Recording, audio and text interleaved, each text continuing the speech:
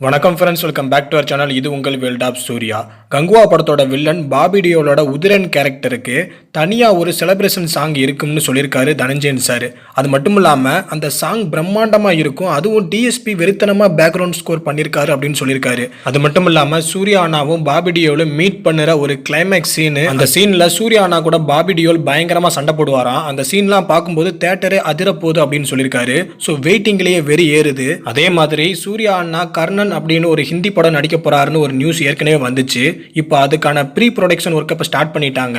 இந்த கர்ணன் படத்துல நம்ம சூர்யா அண்ணனுக்கு பேரா ஜான்வி கபூர் தான் நடிக்க போறாங்க. கிட்டத்தட்ட 450 கோடி பட்ஜெட்ல மகாபாரத கதையை பேஸ்டா வச்சு பிரம்மாண்டமா இந்த கர்ணன் படத்தை 2 பார்ட்டா எடுக்க போறாங்க. அதுல சந்தோஷமான நியூஸ் என்னன்னா, முதல் முறையா தமிழ் ஆக்டர், அதுவும் ஹையஸ்ட் பட்ஜெட்ல ஹிந்தியில ஹீரோவா நடிக்க போறாரு. அதுவும் நம்ம சூர்யா அண்ணா தான் நடிக்க போறாரு. ஸோ இந்த நியூஸை கேட்டதுல இருந்து ஹைப் வேற லெவல்ல எகுறுதுன்னே சொல்லலாம். ஆல்ரெடி நம்ம சூர்யா அண்ணா நடிச்ச ரோலெக்ஸோட ஹைப்பே இன்னும் குறையல. இப்போ அதுக்குள்ள என்னடானா வாடிவாசல், கர்ணன், அப்புறம் சூர்யா 43 அப்படின்னு நம்ம சூர்யா அண்ணனோட அடுத்தடுத்த படங்களோட லைன் அப் பயங்கரமா இருக்கு. ஸோ என்னதான் நடக்க போகுதுன்னு தெரியல. அஃபிஷியல் அப்டேட் இன்னும் கொஞ்ச நாளில் வந்துடும். ஆல்ரெடி நான் சொன்ன மாதிரியே போஸ்டர் எல்லாம் வரிசையாக வர ஆரம்பிச்சிருச்சு.